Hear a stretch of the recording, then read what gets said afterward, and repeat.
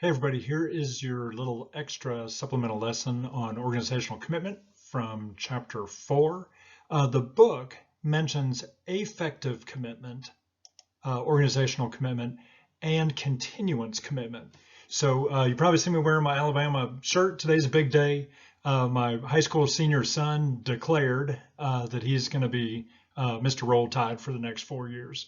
So just today, we finally got some other information and made that decision. Alabama is something kind of near and dear to my heart and to the heart of my wife, in that we went to school there. We lived there, full-time students. I was there 5 years. She was with me for 4 and got her master's degree. And we've just always felt a sense of connection to the university. That connection, that's the affective commitment. It's this emotional attachment and identification and involvement in the organization. There's another type of commitment, and that's continuance. And so this has to do with the cost of leaving an organization. So I know I've experienced this personally, and you probably have as well, that an opportunity comes about that you have to turn down because it's going to cost too much to leave. You've got too much invested. Maybe it would be a pay cut. Maybe the other opportunity is actually a better opportunity, but you feel like you can't leave because you're stuck. Okay, so that cost of leaving the organization and what you would give up by going elsewhere. And sometimes you just kind of feel stuck there. So those are the two mentioned in the book, but I wanted to give you one more. Again, the previous ones were affective and continuance, but there's really one more. Let me show you this video. Oops, hold on. Let me show you this video. And if you remember from Cars, Lightning McQueen is in the big 3-way race at the end, and then he pulls up just short of the finish line and he backs up, and I think he ends up coming in last place, just the way that it stood. Right here, everybody's kind of cheering him on. He talks to Doc Hudson. Dynaco guy calls him over and says, "Hey buddy, you showed a lot of spirit out there. You're the right kind of guy. How about coming and racing for us at Dynaco?"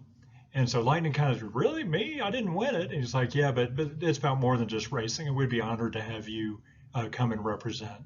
And so then he kind of turns around and he looks at the Rusty's guys and he said, "Thanks, but these Rusty's guys over there, they're the ones that gave me my big break, and I'm going to stick with them."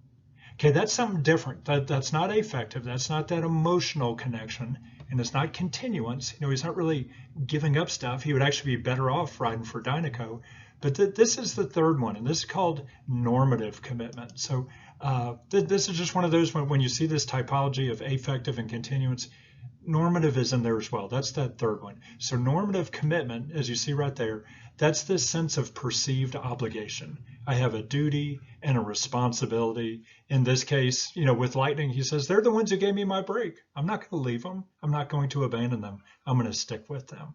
So that's the third one. Again, affective is that emotional attachment. Continuance is this sense of that this is in my best interest right now, and if something else comes up, then I would be interested in taking it. But sometimes by leaving and giving up too much, it kind of keeps you there. I'm not willing to give that up.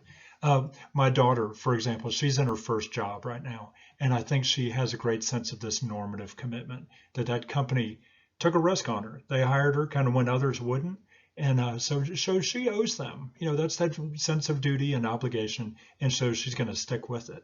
But she's also got that affective as well. She really enjoys the company and the people and the work, and she has a sense of identification and connection and commitment on an affective dimension as well. And maybe there's a little bit of continuance. Maybe she's been looking around. I don't know, but maybe she's been looking around and she kind of perceives that right now she's where she needs to be.